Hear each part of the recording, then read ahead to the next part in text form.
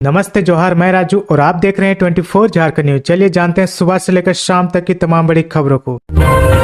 राष्ट्रीय शिक्षा नीति के तहत कक्षा 2 तक का पाठ्यक्रम तैयार, 12वीं तक के लिए भेजा निर्देश। राज्य में राष्ट्रीय शिक्षा नीति के तहत पाठ्यक्रम तैयार करने की प्रक्रिया शुरू कर दी गई है। शिक्षा नीति के तहत कक्षा 2 तक पढ़ाई के लिए पाठ्यक्रम तैयार हो गया है, जबकि कक्षा 3 से 12वीं तक का पाठ्यक्रम इस वर्ष के अंत तक तैयार हो जाएगा। केंद्र सरकार की ओर से 5 वर्ष तक की पढ़ाई के लिए राष्ट्रीय स्तर पर करिकुलम फ्रेमवर्क तैयार किया गया था। इसके लिए सभी राज्यों से जानकारी मांगी गई थी। राज्यों द्वारा दी गई जानकारी के आधार पर केंद्र सरकार द्वारा पाठ्यक्रम रूपरेखा तैयार की गई थी। अब उसी आधार पर राज्य की ओर से पाठ्यक्रम तैयार किया गया है। पाठ्यक्रम राज्य सरकार की सहमति के लिए भेजा जाएगा। केंद्र सरकार द्वारा कक्षा 3 से 12वीं तक के पाठ्यक्रम की रूपरेखा भी तैयार कर ली गई है। सभी राज्यों को पाठ्यक्रम भेजा गया है। अब राज्यों द्वारा 12वीं तक का पाठ्यक्रम तैयार किया जाएगा। राज्य में राष्ट्रीय शिक्षा नीति के तहत बोर्ड परीक्षा लेने पर निर्णय पाठ्यक्रम तैयार होने के बाद लिया जाएगा। झारखंड कर्मचारी चयन आयोग को भेजी गई 1688 पदों की अधियाचना इसी माह निकल सकते हैं आवेदन। नगर विकास एवं आवास विभाग में 1688 पदों पर नियुक्ति की जाएगी। इसके लिए इसी माह झारखंड कर्मचारी चयन आयोग आवेदन निकाल सकता है। 16 विभिन्न पदों में कुल रिक्तियों की संख्या 1688 है। नगर विकास एवं आवास विभाग की ओर से 1688 पदों की अधियाचना कार्मिक विभाग को भेजी गई थी। कार्मिक की ओर से उस अधियाचना को कर्मचारी चयन आयोग को भेज दिया गया है। कार्मिक की ओर से भेजी गई अधियाचना के बाद इसी माह आवेदन निकाला जा सकता है।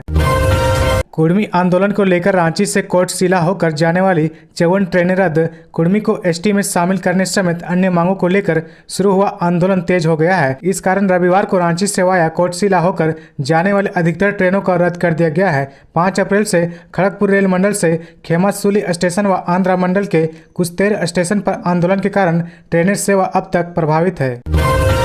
मध्य प्रदेश को हराकर झारखंड की महिला फुटबॉल टीम बनी ग्रुप चैंपियन, क्वार्टर फाइनल में बनाई जगह। झारखंड की महिला फुटबॉल टीम 27वीं हीरोज नेशनल सीनियर महिला फुटबॉल प्रतियोगिता में अपने ग्रुप की चैंपियन बन गई है। प्रतियोगिता में 31 टीमें हिस्सा ले रही है और झारखंड को ग्रुप 4 में छत्तीसगढ़, लद्दाख, दिल्ली, जम्मू कश्मीर और मध्य प्रदेश के साथ रखा गया है। शनिवार को झारखंड ने अपने आखिरी लीग मैच में मध्य प्रदेश को 3-0 से हराकर ग्रुप चैंपियन बनने का गौरव प्राप्त किया है।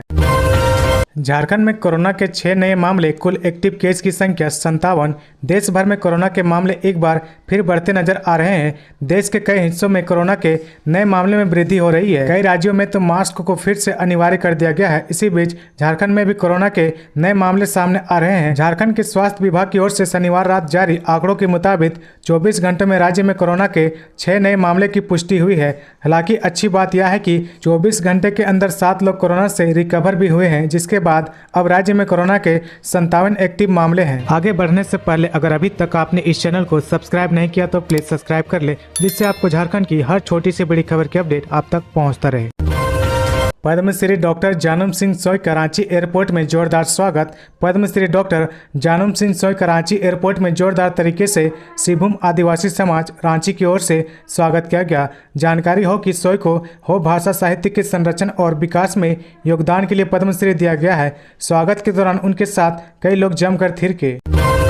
झारखंड की खेल नीति में खिलाड़ियों को नौकरी देना प्राथमिकता नहीं, 23 सालों में सिर्फ 44 को मिली नौकरी। झारखंड की खेल नीति में खिलाड़ियों को नौकरी देने के मामले को भी प्राथमिकता के स्तर पर नहीं रखा गया है। ऐसे में राज्य निर्माण के बाद से राज्य के खिलाड़ी नौकरी पाने के लिए तरस रहे हैं। मजबूरी में उन्हें केंद्रीय संस्थानों या फिर दूसरे राज्यों का सहारा लेना पड़ता है। इसमें कुछ नौकरी पाने के लिए सफल रहते हैं, लेकिन कई खिलाड़ी उम्र गुजर जाने के बाद तरसते रह जाते हैं। हकीकत में खेल और खिलाड़ियों के मामले में झारखंड हमेशा आगे रहा।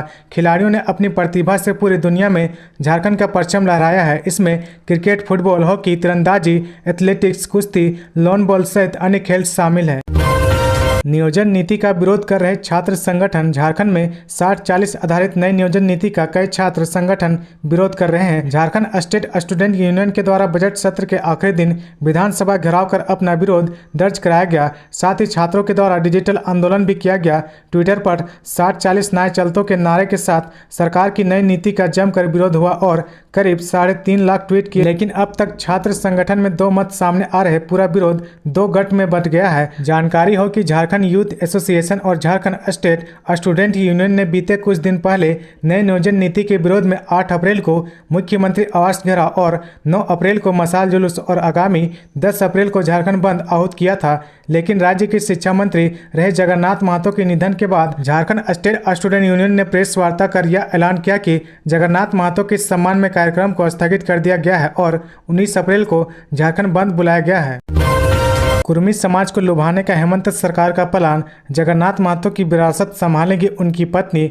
झारखंड मुक्ति मोर्चा ने जगन्नाथ महतो के रूप में कुर्मी समाज का अपना एक सशक्त नेता खोया है। इसकी भरपाई पार्टी के कार्यालय अध्यक्ष व मुख्यमंत्री हेमंत सोरेन के लिए बड़ी चुनौती के रूप में सामने खड़ी हो गई है। पार्टी सूत्रों की माने तो दिवंगत जगन्नाथ महतो की उत्तराधिकारी उनकी पत्नी बेबी देवी होंगी। विधानसभा क्षेत्र डुमरी के उपचुनाव में झामुमो उन्हें चुनाव मैदान में उतारेगा। उनके बेटे की उम्र 25 वर्ष से कम है और उपचुनाव होने तक भी वह 25 की उम्र तक नहीं पहुंच पाएगा। दूसरा अहम सवाल यह भी है कि जगन्नाथ महतो के निधन के बाद स्कूली शिक्षा विभाग और उत्पाद विभाग किसे सौंपा जाएगा।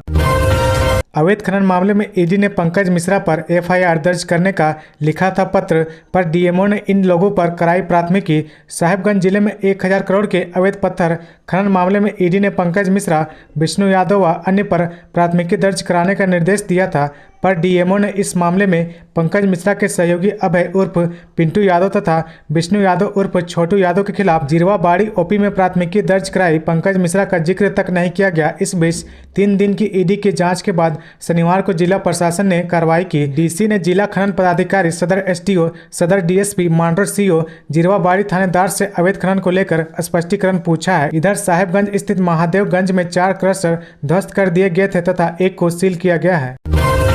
झारखंड की हेमंत सोरेन सरकार पर बरसे विधायक नीलकंठ सिंह मुंडा। 11 अप्रैल को सचिवालय का घेराव करेगी बीजेपी। झारखंड की हेमंत सोरेन सरकार ने अपने 3.25 वर्ष के कार्यकाल में सिर्फ वादा खिलाफी ही की है। चुनाव से पूर्व 5 लाख लोगों को सरकारी नौकरी देने, बेरोजगारी भत्ता देने, प्रधानमंत्री आवास योजना में सभी सुविधाएं प्रदान करने सहित अन्य घोषणाएं की थी। 3.25 साल में सरकार ने कुछ नहीं किया। पूरे राज्य में भ्रष्टाचार पनप रहा। सभी कार्यालय में भ्रष्टाचार ही भ्रष्टाचार है। प्रदेश में बालू की स्थिति भी सभी देख ही रहे हैं। हम मांग करते हैं कि बालू का टेंडर हो, लेकिन क्यों नहीं हो रहा, इसके पीछे का कारण किसी ने नहीं पूछा। ये बातें भाजपा प्रदेश उपाध्यक्ष खूंटी विधायक नीलकंठ सिंह मुंडा ने शनिवार को जिला कार्यालय में आयोजित प्रेस कॉन्फ्रेंस में कही है। अब 11 अप्रैल तक NTA CUET UG online application करने का मौका। आज से common university entrance test undergraduate 2023 के लिए एक बार फिर ऑनलाइन एप्लीकेशन शुरू हो गया है। ऑनलाइन एप्लीकेशन को लेकर लिंक केवल 3 दिनों के लिए ही खोला गया है।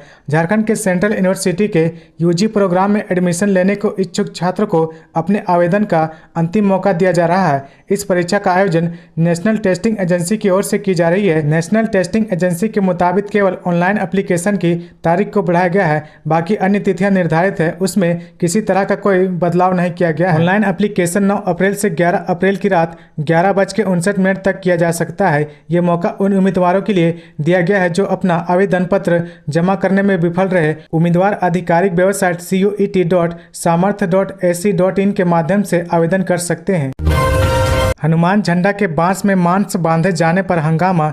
जमशेदपुर के कदमा में तनाव, पुलिस फोर्स तैनात। जमशेदपुर के कदमा शास्त्री नगर ब्लॉक नंबर 3 चौक के पास हनुमान झंडा के बांस में असामाजिक तत्वों ने पॉलीथीन में मांस का टुकड़ा बांधे जाने के बाद से पूरे इलाके में तनाव का माहौल है। पुलिस फोर्स को तैनात कर दिया गया है। शनिवार को 2 घंटे तक हुए हंगामे के बाद रविवार को सुबह स्थिति शांत है, लेकिन शास्त्री नगर में किसी भी स्थिति को नियंत्रित करने के लिए पुलिस फोर्स तैनात है। तो ये थी आज की झारखंड की टॉप बड़ी खबरें। इसी तरह झारखंड की हर छोटी सी बड़ी खबर देखने के लिए आप हमारे चैनल 24 झारखंड न्यूज को सब्सक्राइब करके बेल आइकन प्रेस कर ले, जिससे आपको झारखंड की हर छोटी सी बड़ी खबर की अपडेट आप तक पहुंचता रहे। तो आज के लिए बस इतना ही। हमें दीजिए इजाजत, फिर मिलते हैं नेक्स्ट न्यूज में।